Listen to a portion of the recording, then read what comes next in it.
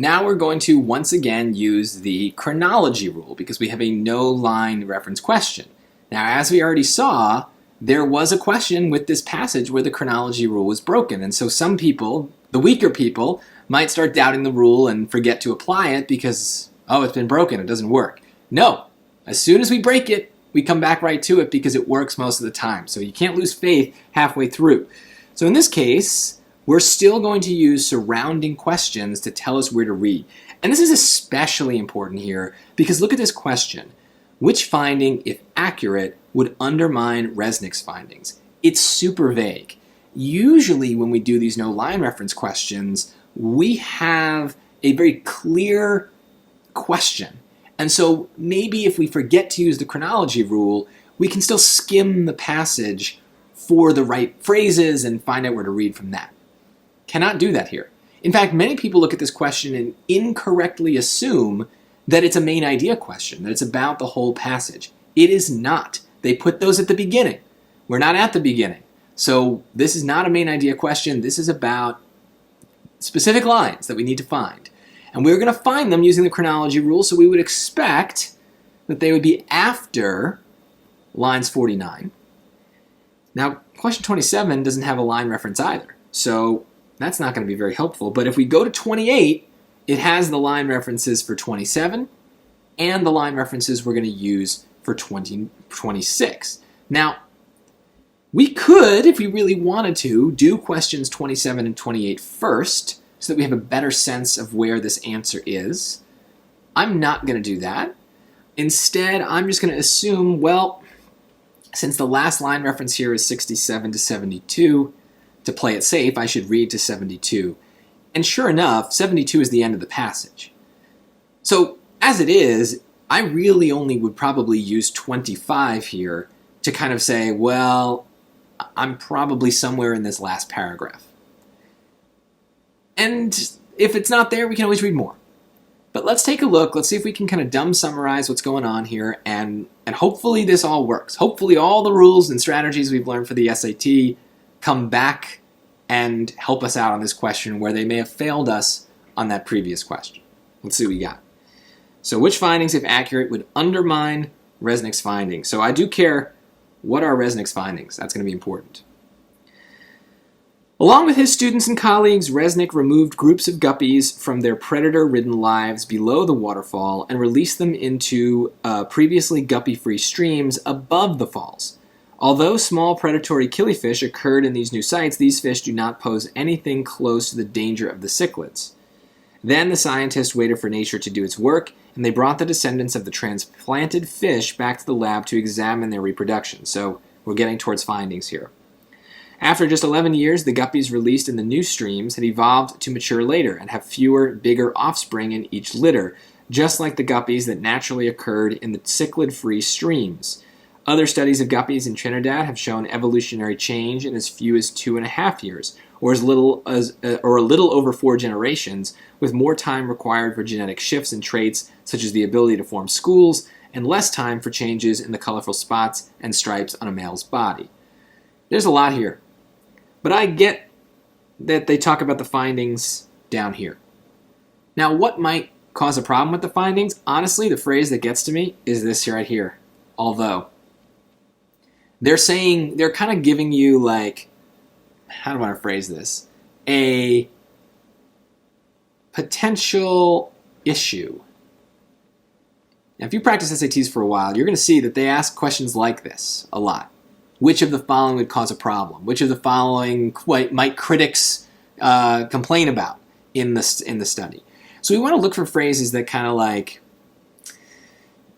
provide some sort of exception, or I don't want to say undermine, but like weaken something, or say that they didn't look at something that they should have. Anything like that. And here is what's going on, is this study is about the way that the guppies behave when there are predators or no predators, how they evolve. And here's a sentence that's telling me that there were predators. Small predatory killifish occurred in these new sites. They did not pose anything close to the danger of the cichlids, and all of the rest of the findings are based on there being no cichlids. So we have this like mini cichlid that's living in some of these streams. This seems like something to focus on. Let's look at the choices, and if we didn't see that, that's okay, because the choices are also going to help us understand what we should care about in those lines. A. Guppies examined in other parts of the globe exhibit genetic shifts in traits at a different rate from that exhibited by the guppies Resnick examined. Okay, well, why would other parts of the globe matter? It's not a Trinidad thing. They're trying to understand evolution in general, and they use this one specific spot as just a way to do it.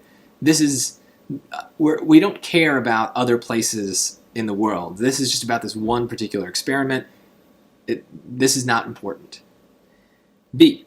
The new site into which Resnick released the guppies is inhabited by fish that are found to be as predatory as the cichlids in the original sites. Right, because what is the experiment about? It's about there being streams with no predators and streams with predators. That's the whole study. So that word, it's a good match. That seems like a good thing to pay attention to. Let's look at C. Experimental evolution is shown to be harmful to the environments where studies like Resnick's are conducted. No, who cares? That might be true, but it doesn't undermine his results.